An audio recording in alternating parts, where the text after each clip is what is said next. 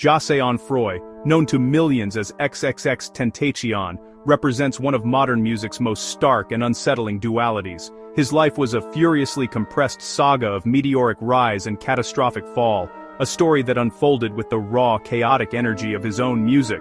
He was a generational talent who channeled the anguish and alienation of a digital native youth into a sound that defied genre and convention. At the same time, his narrative was irrevocably darkened by a history of violence and serious legal accusations that shadowed his every success. His journey was not just a career, it was a public spectacle of pain creativity, leaving behind a legacy as complicated and contested as the man himself. His story is a vital chapter in the annals of 21st century fame, a testament to how the internet can forge a superstar outside of traditional industry structures. He rose from the murky depths of SoundCloud, a platform that perfectly suited his unfiltered and immediate style of creation. Fans discovered him not through radio play major label promotion, but through a direct, almost intimate connection to his work. This organic groundswell of support was powerful and deeply personal, creating a bond between artist and listener that felt more like a shared secret than a commercial transaction. His music spoke to a generation grappling with mental health. Jose Dwayne Ricardo Onfroy was born on January 23, 1998, in Plantation, Florida, and his childhood was a portrait of instability and hardship. Raised primarily by his grandmother, he was shuffled between different homes and family members. His mother, Cleopatra Bernard, struggled to provide for him, and his early years were marked by a lack of consistent parental guidance. This fractured upbringing reportedly exposed him to violence and neglect, embedding a deep-seated anger and a profound sense of isolation. He was by many accounts a troubled child, prone to fighting and disruptive behavior, which led to his expulsion from middle school and enrollment in a youth program. It was within this turbulent environment that music became his primary outlet, a sanctuary where he could process the chaos around him. He taught himself to play piano and guitar. The turning point in XXXTentacion's career arrived in late 2015 with the release of the song Look at Me on SoundCloud. The track was an assault on the senses, a blast of distorted bass and aggressive shouted lyrics that was impossible to ignore. Then, in early 2017, the song exploded into a viral phenomenon. Its newfound popularity was partly fueled by controversy when the rapper Drake was accused of borrowing its distinctive flow for one of his own tracks.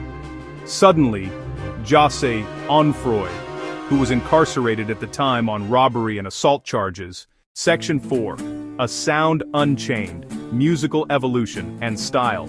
As XXXTentacion's fame grew, so did the complexity and ambition of his music. He quickly moved beyond the raw, aggressive sound that had first brought him attention. His debut studio album, 17, released in August 2017, was a significant departure from the abrasive energy of Look at Me. The album was a somber, melancholic exploration of depression, suicide, and heartbreak, primarily featuring acoustic guitars, muted pianos, and his own pained, often off-key singing.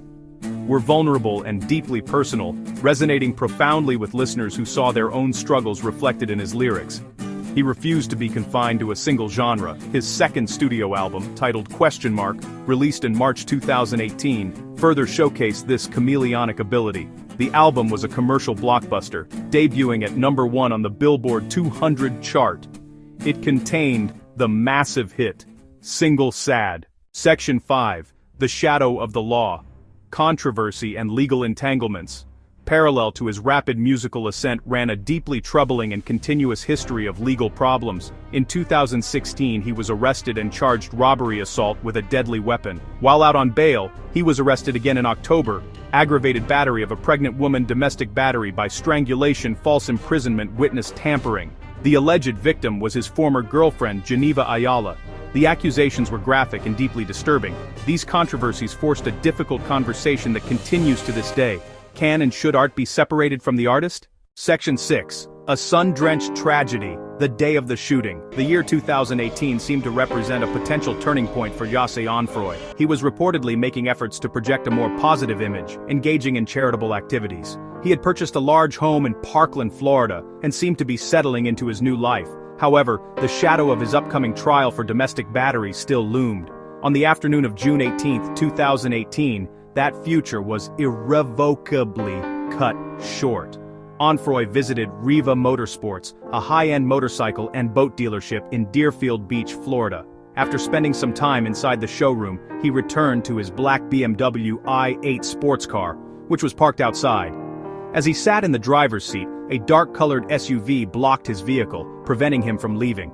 Two armed men exited the SUV and approached his car, initiating what authorities would later describe as a robbery. The attackers grabbed a Louis Vuitton bag from his car and fled the scene in their SUV. Shortly after his arrival, Jose XXXTentacion Onfroy was pronounced dead. He was only 20 years old. The news spread like wildfire across social media. The immediate aftermath was a global outpouring of shock and grief. Fans gathered at the scene of the shooting, creating a makeshift memorial. Vigils were held in cities across the country and around the world. On social media, a torrent of tributes poured in from fellow musicians. The music world was stunned by the violent end of such a young and influential artist. In the wake of XXXTentacion's death, his music experienced a massive surge in popularity, with Sad climbing to #1 on the Billboard Hot 100. His team and family moved to manage his estate, releasing posthumous albums. These releases kept his voice in the cultural conversation. His unfinished song echoes on, a powerful, painful, and deeply polarizing reminder of a life as influential as it was controversial.